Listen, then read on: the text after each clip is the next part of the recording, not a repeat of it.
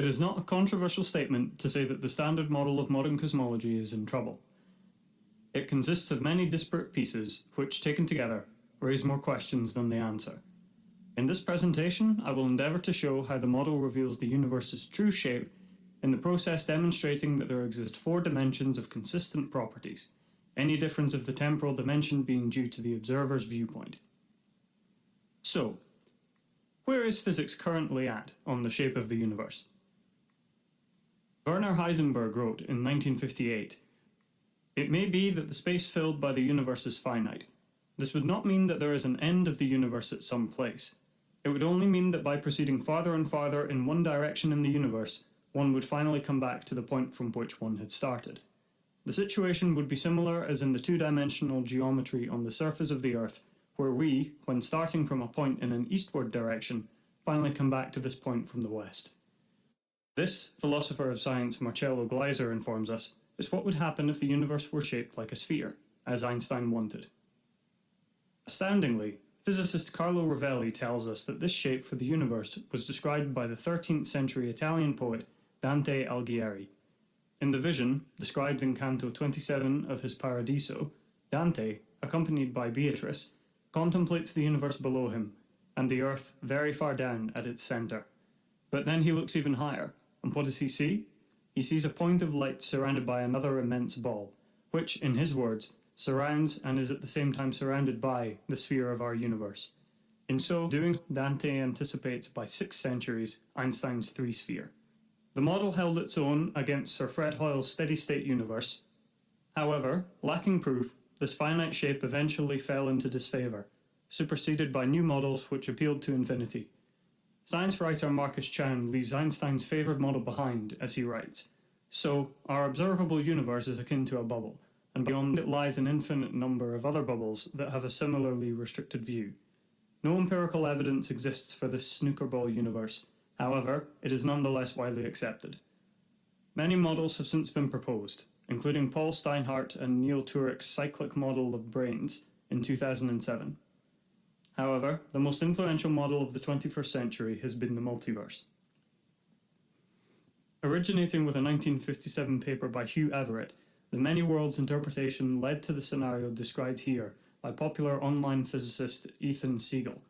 In an article titled "This is Why the Multiverse Must Exist," he writes, "The multiverse is the idea that our universe is just one small part of a larger structure that exists beyond the limits of our observations. That entire structure, the unobservable universe, may itself be part of a larger space-time that includes many other disconnected universes, which may or may not be similar to the universe we inhabit." However, a statement by arguably the greatest mathematician of the 20th century, David Hilbert, remains just as true today as it did 100 years ago, that no other concept stands in greater need of clarification than that of the infinite. Leading cosmologist Lee Smolin writes, "These other universes are unobservable, and because chance dictates the random distribution of properties across universes, positing the existence of a multiverse does not let us deduce anything about our universe beyond what we already know. As attractive as the idea may seem, it is basically a sleight of hand, which converts an explanatory failure into an apparent explanatory success." So, with all this speculation, how can we possibly know the true shape of the universe?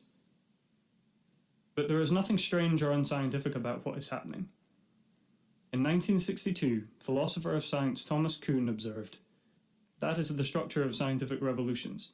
Normal science with a paradigm and a dedication to solving puzzles, followed by serious anomalies which lead to a crisis, and finally resolution of the crisis by a new paradigm."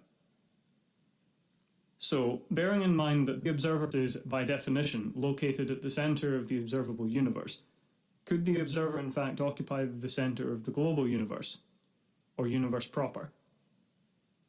Scientists continue to refer confidently to the first 4 dimensions as 3 of space and 1 of time, or 3 spatial dimensions and 1 temporal: length, width, depth, and time. Topographer Jana Levin writes, "As much as we try to make time the same as space, it still seems different." In an effort to open up discussion, US physicist Heinz Pagels remarked in 1985, that one feature of our physical world is so obvious that most people are not even puzzled by it: the fact that space is three-dimensional. And more recently, Matthew Chalmers writes in New Scientist, physicists have wrestled with this perplexing question of space's essential threeness for a good while now, not, it must be said, with much success.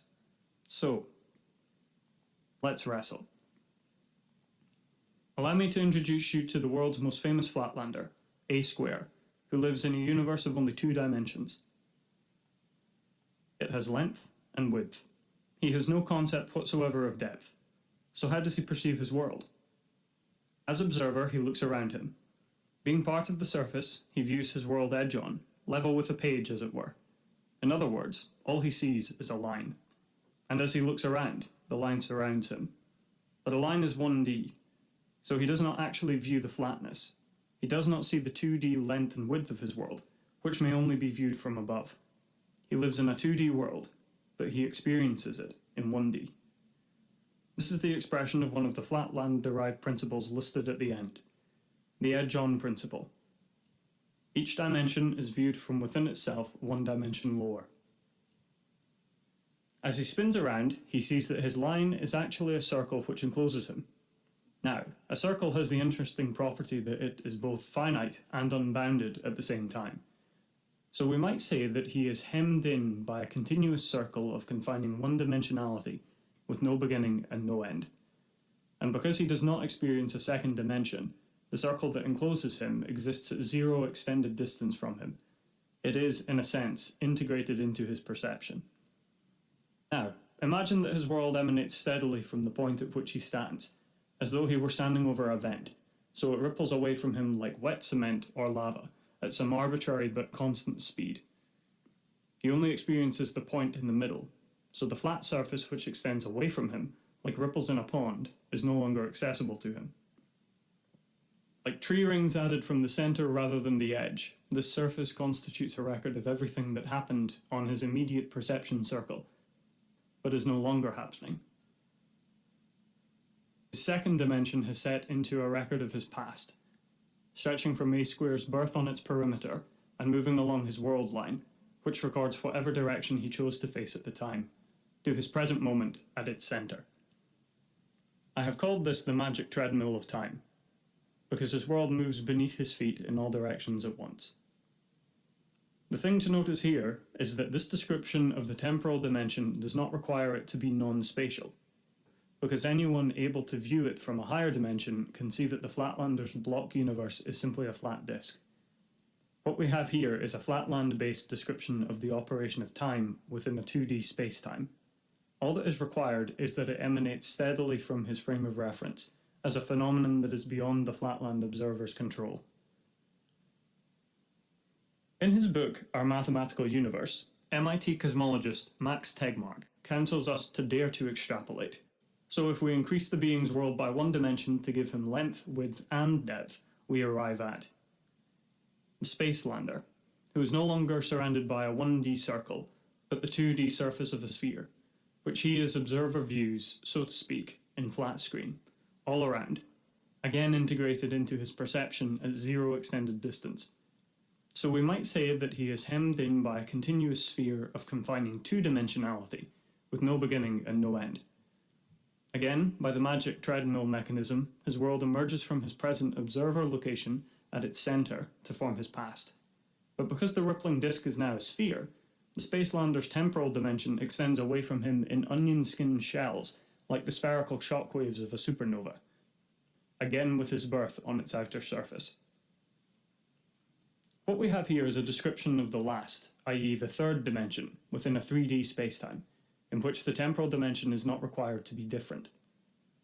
This temporal dimension is only different and non-spatial from his dimensional viewpoint, because, like the Flatlander, to him it represents the passage of time, forming his block universe, but to us, it's just a sphere. Daring once more to extrapolate, we arrive at the 4D level wherein dwells the Hyperlander. We are about to see that the Hyperlander is, in fact, us.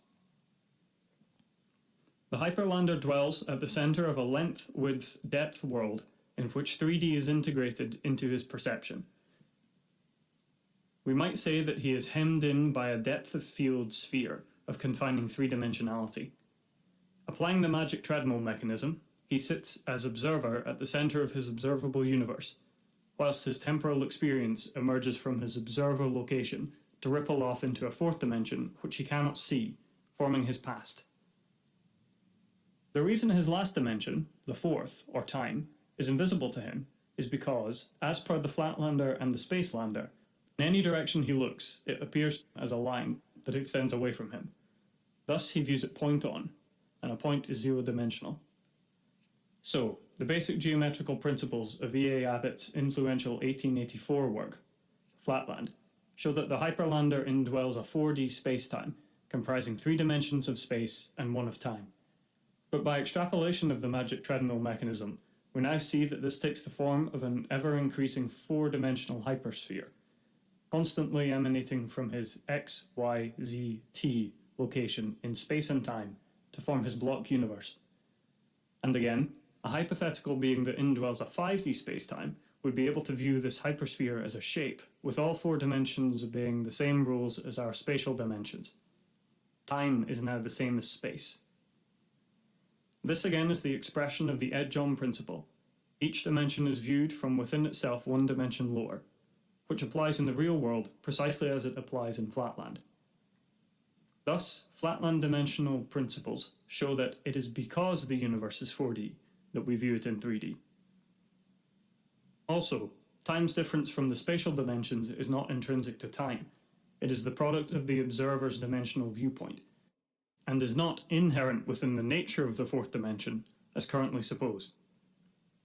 We tend to think of space and 3D as the same thing. However, this is just how we 4D dwellers happen to experience it. As we have seen, the Flatlander's space is 1D, and his spacetime is 2D. The Spacelander's space is 2D, and his spacetime is 3D. The Hyperlander's space is 3D, and his spacetime is 4D. Therefore, to be space, a dimensional structure does not require depth. Only 3D space requires depth. From this, we may draw 3 conclusions. 1. The way the observer experiences spatial temporal dimensions depends not on their being different, but on the observer's geometrical location within a dimensional structure. 2. It may be that dimensions are neither spatial nor temporal, but each might instead relate to the next in terms of its own unique and ascendingly complex character, permeating our whole world, and only represented by concepts of length, width, depth, and time. And 3. When considered in terms of the Flatlander observer's perception of his world, sphericality emerges naturally within the structure. Earlier, we saw that Marcello Gleiser writes, "If the universe were shaped like a sphere, as Einstein wanted, the sphere is mathematically preferred, as Einstein explained in 1916, since all points on it are equivalent. So, we're in good company." In conclusion, because we have been able to extrapolate from Flatland's 1-sphere 2-ball through Spaceland's 2-sphere 3-ball to Hyperland's 3-sphere 4-ball, the process tells us the shape of our universe. Much cosmological speculation is answered by the simple logic of Edwin Abbott's Flatland, which demonstrates that the observable universe is geometrically equivalent to a 3-sphere, and the global universe is geometrically equivalent to a 4-ball.